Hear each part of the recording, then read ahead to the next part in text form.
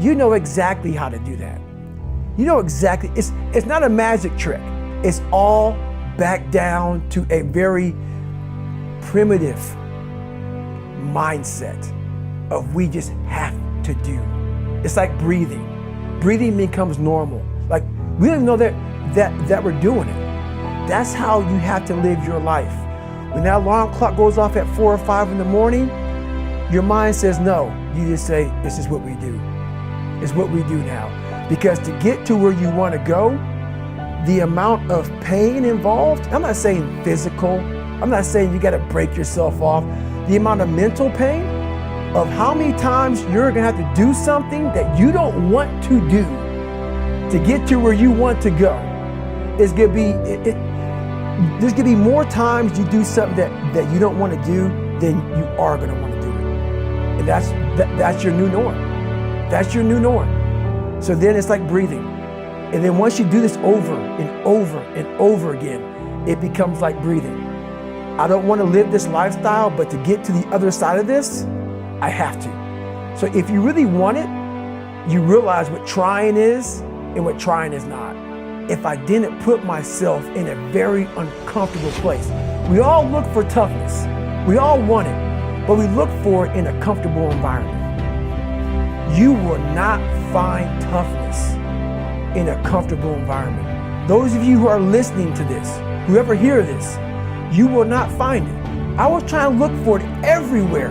The only way you find it is to drown yourself in a position where you're just out of sorts, where you can't swim and you're drowning. You're drowning. You're drowning in life. But you say, you know what, man? I'm gonna figure out how to, and then through figuring out all these tools, your mind starts to, when you quit, your mind does this. Because you're out. Once you say, I'm not gonna quit, this is the 40%. When you quit, your mind says, we're done. So it doesn't expand. There's no expansion when you quit. When you say, this sucks, I'm drowning, I'm miserable, I'm suffering, I'm broken, but I'm not going anywhere. What happens to your mind is it does this. It says, he's not leaving. So we gotta expand. We gotta grow. We gotta figure this thing out. So then these compartments in your brain start to they have to work. They have to work. And then you start to engage parts of your mind that you never engaged before. But you can't engage it by sitting back in these nice chairs talking about what I want to do. That's where the 40% thing comes in. It comes in when you're in suffer mode and you say, I'm not going to quit. You're forcing your brain now to operate on a level it's not used to, but then it becomes used to it. Your brain is the most powerful weapon in the world.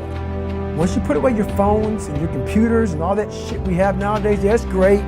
We're up to date, but your brain is the only thing you have when you're going through depression, when you're going through hard times, when you're going through death. You're alone. You're alone. You may have a shrink you're going to, you may have a best friend you're going to, but there's 24 hours in a day where you're alone in this brain. And your brain is talking to you in all kinds of ways. And it wants to control you and pull you in these different pockets. If you can't control your own brain and your brain controls you, you're fucked. You gotta tell your brain where you wanna go and how you wanna go and how you wanna get there. You gotta control it. If not, it's over. I have this haunting voice in the back of my head. A lot of us have it. We just ignore it. And it was there for years. So I knew in the back of my mind that I could pull off this whatever.